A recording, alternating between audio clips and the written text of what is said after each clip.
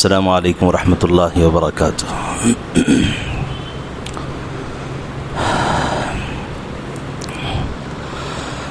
نحمده ونصلي ونسلم على رسوله الكريم اما بعد۔ اعوذ باللہ من الشیطان الرجیم، بسم اللہ الرحمن الرحیم۔ واما من خاف مقام ربه ونهى النفس عن الهوى فإن الجنة هي المأوى۔ صدق اللہ العظیم وصدق رسولہ النبی الکریم ونحن على ذلك من الشاہدین والشاکرین والحمد للہ رب العالمین۔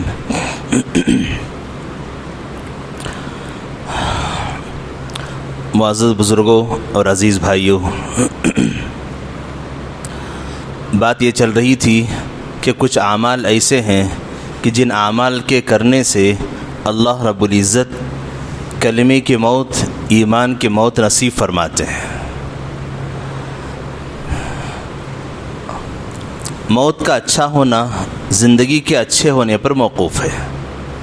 زندگی ایمان و اعمال کی ہوگی، اللہ کو راضی کرنے والے اعمال میں گزرے گی، رسول اللہ صلی اللہ علیہ وسلم کے شریعت مطہرہ کے موافق زندگی گزرے گی، یقیناً موت اچھی ہوگی، ایمان اور کلمے کی موت ہوگی، اللہ بھی راضی اور بندہ بھی راضی۔ لہذا کچھ اعمال قرآن و حدیث کی روشنی سے کچھ اعمال کا اندازہ یہ ہوتا ہے، انشاءاللہ جب یہ بندہ ان اعمال کو کرے گا یقیناً اس کی زندگی بھی اچھی بنے گی، اور ان اعمال کا کرنا خود اس کی زندگی کے اچھے ہونے کی نشانی ہے۔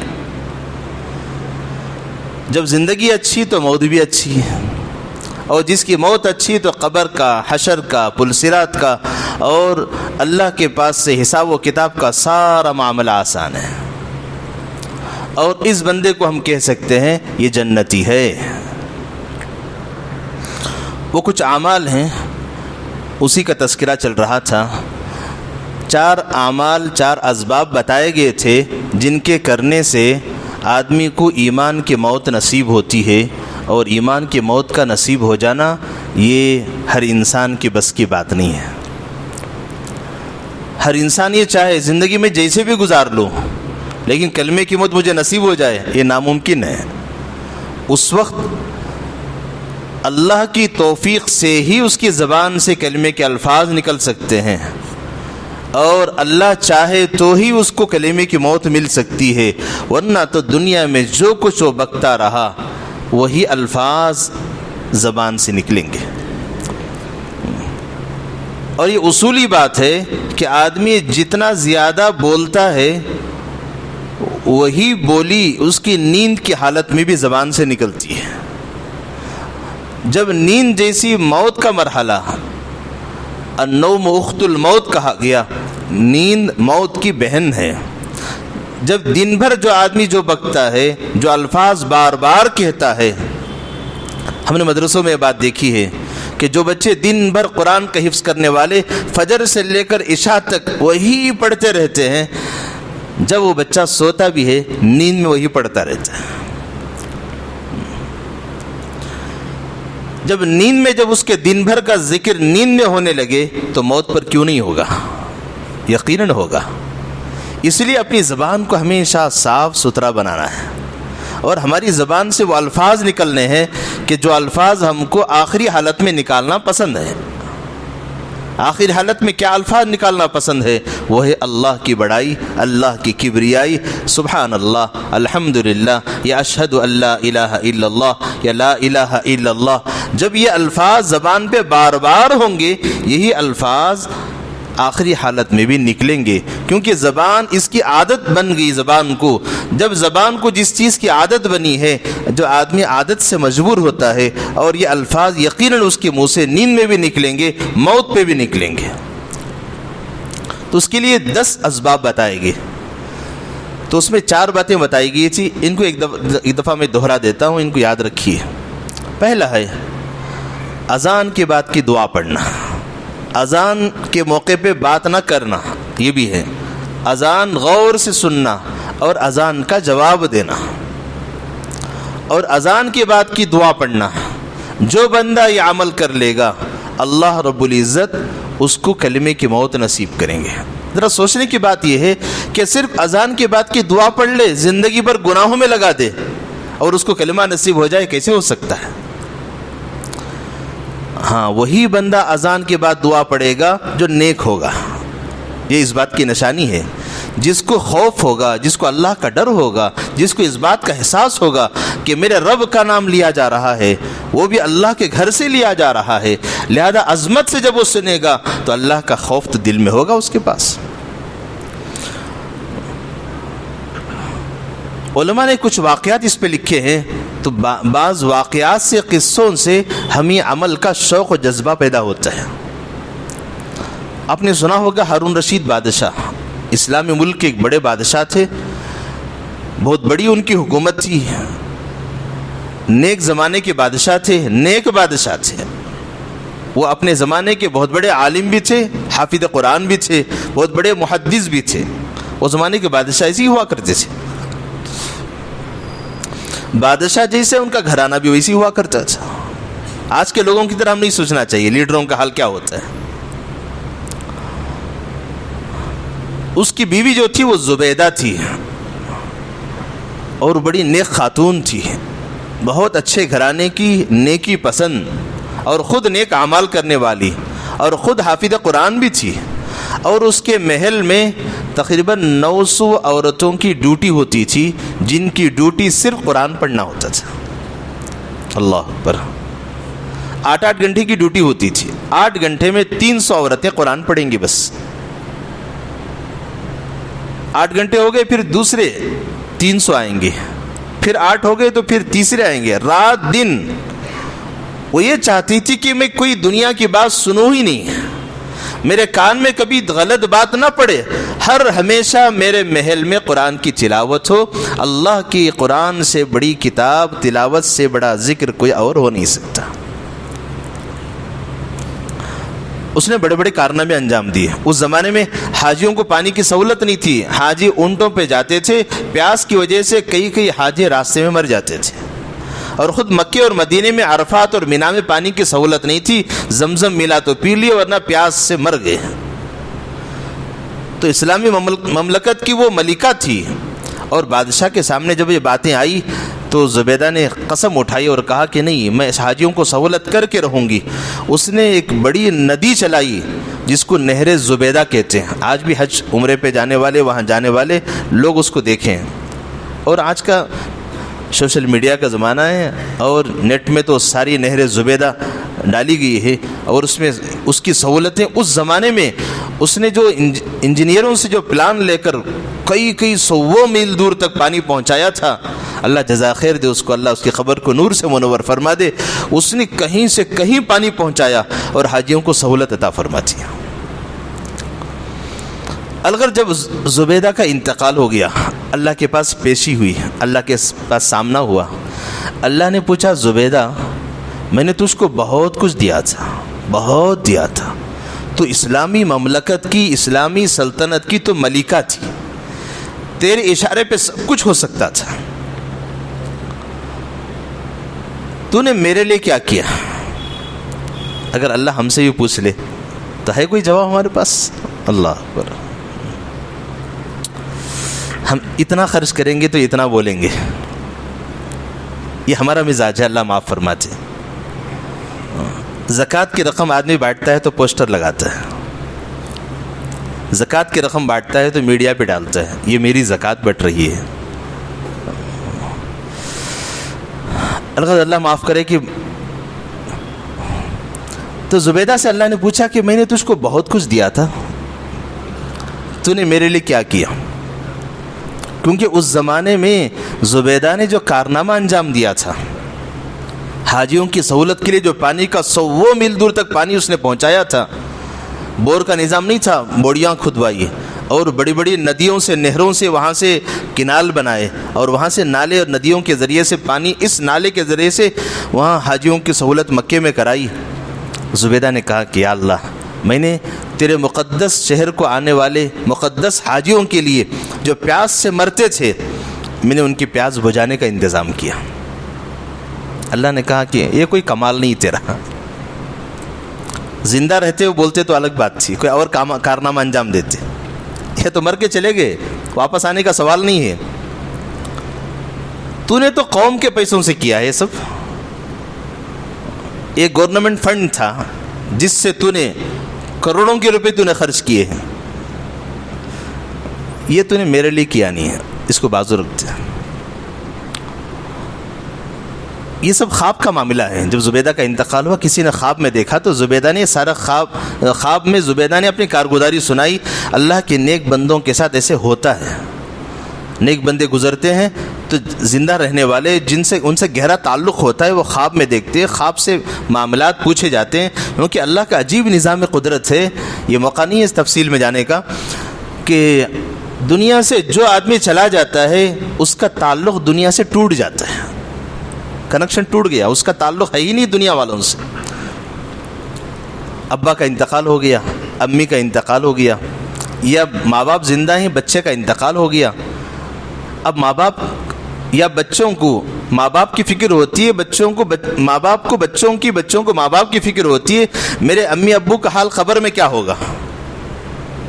अगर बच्चा हॉस्टल में चला जाए, फ़ोन तो करके पूछ सकते हैं या जाके देख कर तो आ सकते हैं, वीडियो कॉल करके तो उसकी शक्ल और सूरत देखी जा सकती है। दुनिया में सारे असबाब मौजूद हैं, दुनिया के किसी किनारे में इंसान पहुंच जाए वह देख तो सकते हैं, बात तो कर सकते हैं, हालात तो मालूम कर सकते हैं, लेकिन मरने के बाद हाल अहवाल का कोई आता पता नहीं है। रिश्ता टूट गया। वो शहर खामोशा है जिसको कब्रिस्तान कहते हैं, वो खामोश शहर है। लोग वहाँ जाते हुए खौफ महसूस करते हैं।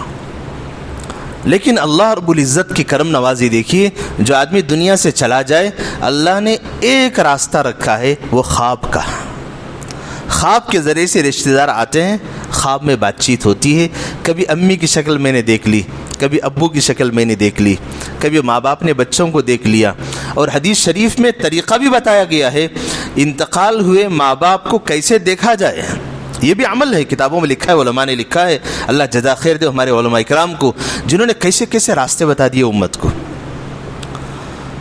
एक अमल है, उस अमल को जो बंदा करेगा, ख्वाब में गुजरे हुए लोग नज़र आते हैं,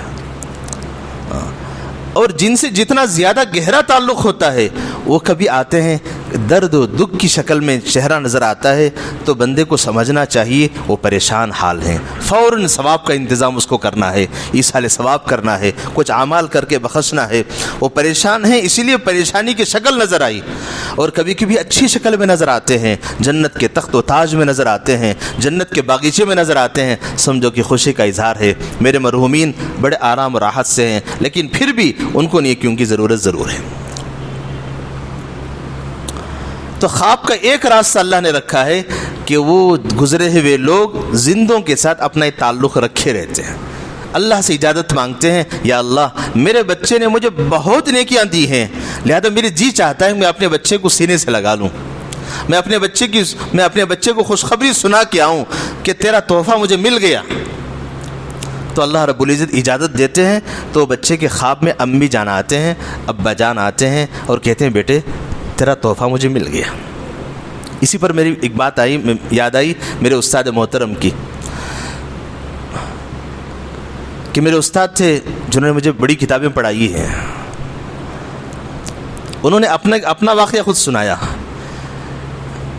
कि मेरी वालिदा को, अम्मी को, वो कह रहे थे अपना वाक़या कि मेरे अम्मी को दवाइयाँ मैं ख़रीद के देता था। भाई आपस में तकसीम कर रखी थी जिम्मेदारियाँ। अम्मी की दवाइयों की ज़िम्मेदारी मैंने ले रखी थी, हर महीना मुझे इतना पैसा देना चाहिए। मैं अम्मी की दवाइयों के लिए हर महीना मेरी तनख्वाह से वो पैसे पहुंचाता था, दवाइयाँ ख़रीदता, अम्मी को पहुंचा देता। मेरी अम्मी का इंतकाल हो गया और मैंने सोचा कि माहाना जब मैं मेरी अम्मी की दवाइयों का इतना पैसा निकालता था और बचे हुए पैसे में मेरे घर का गुजरान चलता था, अब ये पैसे ज़ायद ही तो हैं मेरे, चलो इसकी तरतीब ऐसे बना लूँ कि मैं हर महीना इन पैसों को अम्मी के नाम पे सदका देता हूँ। अब उन्होंने अपनी तरतीब ऐसे बना ली और हज़रत ने खुद फरमाया है, मैंने खुद अपने कानों से इस बात को सुना,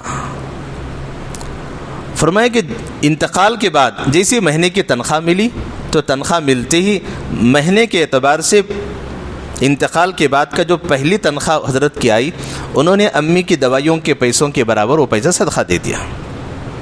اسی دن خواب میں ان کی امی جان آئی اور کہا کہ بیٹے تیرا تحفہ مجھے مل گیا۔ اللہ اکبر، سبحان اللہ۔ ایک راستہ اللہ نے رکھا خواب کا، وہ آتے ہیں اور اپنے گھر والوں کو پیغام پہنچاتے ہیں تمہارا تحفہ مل گیا۔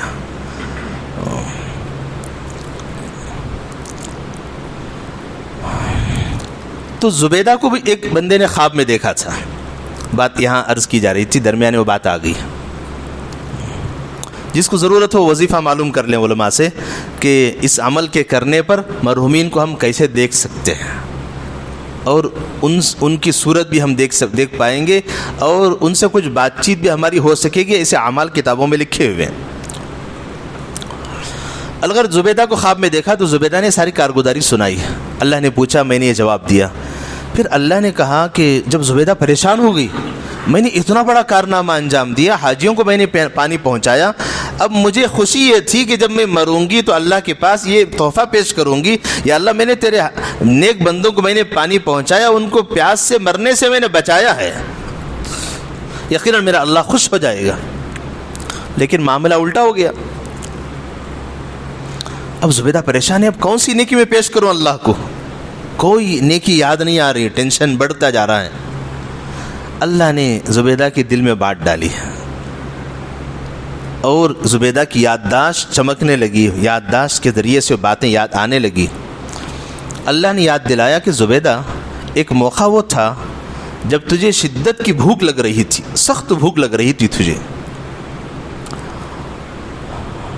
اس وقت تو نے کھانا منگوایا اور کھانے کا نوالا لے کر، لقمہ لے کر تو منہ کے قریب لے کے گئی، اسی وقت مؤذن نے اللہ اکبر کہا، تو اس وقت تیرا سر کا پلو ہٹا ہوا تھا، تو نے سخت بھوک کے باوجود اس نوالے کو نیچے رکھا اور اللہ کے نام کی عظمت میں، میرے نام کی عظمت میں تو نے اپنے سر کے بالوں کو چھپایا۔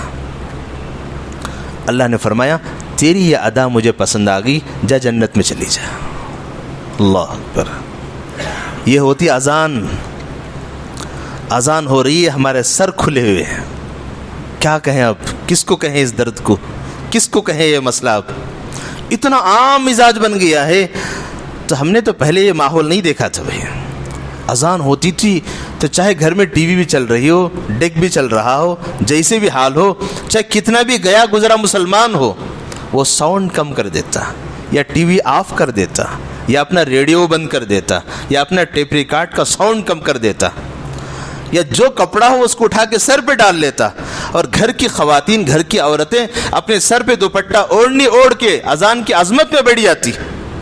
لیکن آج ماحول ہی بدل گیا، بندہ مسجد کے باہر کھڑا ہوا ہے، جہاں مسجد میں اذان دی جا رہی ہے وہیں بغیر سر پہ ٹوپی کھڑا ہوا ہے، کوئی اللہ کے نام کی عظمت نہیں ہے۔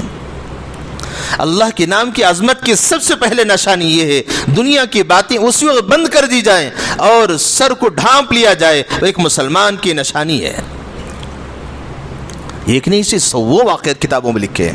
ایک عورت تھی قریہ دیہات کی جو پڑھنا لکھنا کچھ نہیں جانتی تھی، جب اس بندی کا انتقال ہونے لگا، قریب کا موقع ہے، اب بستر پہ پڑی ہوئی ہے، اس موقع پہ وہ اللہ کی بندی کچھ ایسے الفاظ کہنے لگی جو الفاظ گھر والوں کو سمجھ میں نہیں آ رہے تھے۔ تو گھر والے نے مولوی صاحب سے جا کر کہا، مسجد کے قریب امام صاحب تھے، مولانا تھے، ان سے کہا کہ حضرت ہماری امی جان کچھ کہہ رہی ہے، وہ ہماری سمجھ سے باہر ہے، پتہ نہیں کون سی لینگویج وہ بات کرنے لگی۔ وہ حضرت تشریف لائے، پردے کے آڑ میں کھڑے ہوئے اور سنا، اور سن کر گھر والوں سے کہا ارے بھائی یہ تو عربی میں بات کر رہی ہے۔ گھر والے ہنسنے لگے، ارے ہماری اماں تو وہ تھی کہ جیسے الف نہیں آتا با نہیں آتا، سینہ چھیرے تو الف نہیں نکلتا، وہ عربی میں بولنے لگی۔ حضرت نے کہا ہاں ہاں عربی بول رہی ہے۔ کیا کہہ رہی ہے؟ وہ کہہ رہی ہے ہادانی رجلانی یقولانی ادخلی فی الجنہ۔ وہ کہہ رہے ہیں، وہ عورت کہہ رہی ہے وہاں پر ہادانی رجلانی، صرف اتنا ہی کہہ رہی تھی، وہ دوسرے الفاظ نہیں ہیں، اب اپنی زبان اس کی بدل گئی ہے، جو علاقے کی زبان تھی وہ نہیں آ رہی اس کی زبان سے، وہ اس کی زبان سے عربی، جنت کی زبان، قبر کی زبان، فرشتوں کی زبان، خدا و رسول کی زبان اور قرآن و حدیث کی زبان، صحابہ کی جو زبان ہے وہ عربی زبان ہے، وہ عربی زبان، اس کے الفاظ اس کے زبان پہ چڑھ گئے اور یہ کہہ رہے تھے ہادانی رجلانی، یہ دو آدمی جو کھڑے ہیں میرے سامنے جو کسی کو نظر نہیں آ رہے ہیں، ہادانی رجلانی یقولانی، یہ دونوں لوگ جو کھڑے ہوئے ہیں جو کہہ رہے ہیں مجھے ادخلی فی الجنہ، ارے اللہ کی بندی جنت میں چلی جا۔ اب اس بندی کا انتقال ہو گیا، اس کے بعد ان مولوی صاحب نے گھر والوں سے پوچھا، ارے بھائی بتاؤ تو صحیح کہ تمہاری امی جان نے یا تمہاری نانی جان نے اتنے پیارے الفاظ کہے، ان کی آنکھوں کو فرشتے نظر آ رہے تھے اور فرشتوں کی بولی وہ سمجھ بھی رہی تھی، وہ فرشتے کہہ رہے تھے اللہ کی بندی جنت میں جا، جنت کا دروازہ کھلا ہوا ہے، اس کے لیے آڑ صرف موت ہے، مر یوں جنت میں چلی جا۔ تمہارے امی جان وہ کون سا کام کرتی تھی جس کی وجہ سے دنیا میں ہی جنت کی بشارت ان کو مل گئی؟ گھر والوں نے کہا ہماری اماں تو وہ تھی جس کو نہ الف آتا ہے نہ با آتا ہے، جس نے کبھی نماز نہیں پڑھی اور جس نے کبھی قرآن نہیں پڑھا اور جس کو دین کا علم نہیں تھا، یوں ہی گوارپن کے ساتھ اس نے زندگی گزاری ہے۔ حضرت نے پوچھا کہ دیکھو غور تو کرو، کوئی نہ کوئی عمل تو ہوگا اس کا کہ جس عمل کی بدولت اللہ نے مرنے سے پہلے جنت کی خوشخبری سنائی ہے۔ بہت غور کرنے کے بعد گھر کے مردوں نے اپنی گھر کی عورتوں سے پوچھا، گھر کی عورتوں سے یا اپنی بہو بیٹیوں سے پوچھا،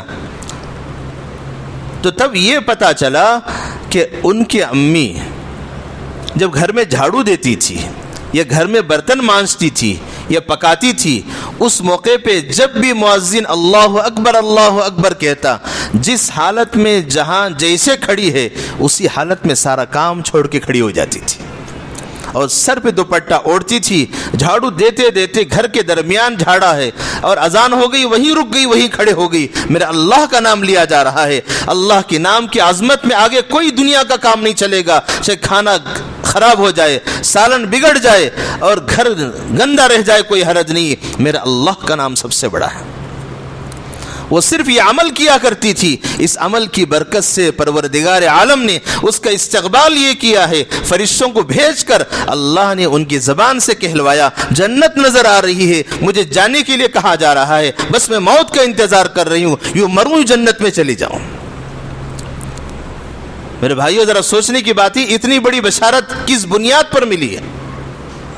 صرف اس بنیاد پر ملی کہ اذان کا جواب دینا اور اذان کی دعا پڑھنا، اس بنیاد پر پروردگار عالم نے اس کو کلمے کی موت، ایمان کی موت نصیب فرمائی اور دنیا میں جتنے گناہ ان سے ہو گئے سارے گناہ دھل گئے، سیدھے جنت میں پہنچ گئے۔ یہ دو واقعات ہمارے لیے بڑے نمونے ہیں۔ باقی سوچنے کی بات یہ ہے، اگر یہ کمی میرے اور آپ کے پاس اگر ہے، اذان کے موقع پہ ہم دنیا کی باتوں میں لگے ہوئے ہیں، ایک دوسرے کے دوستوں سے ملاقات میں جڑے ہوئے ہیں، کسی سے فون بات کر رہے ہیں، 1 منٹ کے لیے ان سے کہہ دیں بھائی اذان ہو رہی، میں اذان کی بات کرتا ہوں۔ سچ کہتا ہوں کہ اس جملے سے سامنے والے پہ اتنا اثر پڑے گا، گویا کہ آپ نے بہت بڑی دعوت اس کو دے دی، میرے اللہ کا نام لیا جا رہا ہے، اللہ کے نام سے بڑا نام کسی کا نہیں ہے، اس کے کلام سے بڑا کلام کسی کا نہیں ہے۔ میرے اور آپ کی بات بند ہو سکتی ہے لیکن میرے اللہ کے کلام کے درمیان تمہاری بات کا آڑ آنا میرے لیے برداشت نہیں ہے۔ بیوی بچوں سے بات کر رہے ہیں، رک جائیے 1 منٹ کے لیے، 2 منٹ کے لیے، 3 منٹ سے زیادہ اذان کہیں نہیں ہوتی۔ 2 منٹ میں اللہ کے یہاں سے میرے اور آپ کی مغفرت کی بشارتیں مجھے اور آپ کو مل رہی ہے، گناہوں کے دھلنے کے فیصلے ہو رہے ہیں، جنت کی بشارت کا پیغام مجھے اور آپ کو مل رہا ہے، زندگی ایمان کی، موت کلمے کی ملنے والی ہے، صرف ایک عمل پر، وہ ہے اذان کی، میرے اللہ کے نام کی عظمت کی لاج رکھنا، اور اس کے بعد اذان کے فوراً دعا پڑھنا۔ کہا کہ جو بندہ یہ عمل کر لے گا، اتنا سا عمل، زیادہ ہے زیادہ پورا ملا کے 5 منٹ کا عمل، جو بندہ یہ عمل کر لے گا، زندگی اچھی، موت اچھی، خبر کا معاملہ اچھا، حشر کا معاملہ اچھا، پل صراط پہ بجلی کی طرح پار ہوگا، جنت میں اپنے محل میں پہنچ جائے گا۔ کتنا سستا سودا ہے، کتنا آسان کام ہے، کریں گے انشاءاللہ، کوئی مشکل تو نہیں ہے۔ آج کے بعد طے کر لیجئے جہاں بھی جس حالت میں بھی ہم اذان کی آواز سنیں گے فوراً اپنا فون روک دیں گے, سامنے والے کی بات چیت کو بند کر دیں گے, ان سے عظمت سے کہیں گے بھائی اللہ بڑے ہیں, اللہ کا نام بڑا ہے. اس کے بعد ہم اپنی بات چیت چالو کریں گے. رک جائیے, اذان کا جواب دیجئے, انشاءاللہ اس کے دل میں بھی اللہ کی عظمت پیدا ہوگی, وہ بھی عمل والا بنے گا. لہذا یہ کچھ اسباب ہیں, بات لمبی ہوتی جا رہی ہے, مختصر اگلے جمعہ اس کو عرض کروں گا کہ اچھی موت مرنے کے لیے, کلمے کی موت مرنے کے لیے کیا کیا کام کرنا چاہیے. ان میں سے ایک کام اذان کا جواب دینا, اس کے بعد دعا پڑھنا, اور اس کے بعد وضو میں مسواک کی پابندی کرنا, اور تیسرا ہے آنکھوں سے غلط نہ دیکھنا, چاہے وہ غیر محرم عورت ہو, کسی بھی بند چیز کو بھی, کسی بھی غلط چیز کو آنکھوں سے نہیں دیکھنا. چوتھا ہے گناہ نہ کرنا. جو بندہ ان 4 باتوں سے بچے گا اللہ رب العزت زندگی اچھی بنائیں گے, ایمان کی موت نصیب کریں گے. اور بقیہ باتیں ہیں اگلے جمعہ عرض کی جائیں گی. جلدی پہنچیں گے, آپ کو یہ باتیں نصیب ہوں گی, عمل کی توفیق بھی ملے گی اور کرنے کے لیے کچھ کام بھی ملے گا. ورنہ تو رسمی طور پہ جمعے میں آئیں گے, وقت گزر جائے گا, بات پہلے والوں کو سمجھ میں آئے گی, بعد والوں کو ادھوری بات کبھی سمجھ میں نہیں آتی. جیسے کسی مولوی صاحب نے کہا کہ بھائی پیاز نہ کھاؤ, پیاز حرام ہے. ایک بندہ پیچھے آیا دیر سے اور اونگتا اونگتا آیا, ٹینشن میں آیا, اس کو یہ سمجھ میں آیا کہ پیاز کھانا حرام ہے. اپنی بیگم سے کہا اگے آج مولانا نے کہا کہ پیاز کھانا حرام ہے, سب پھینک دے باہر.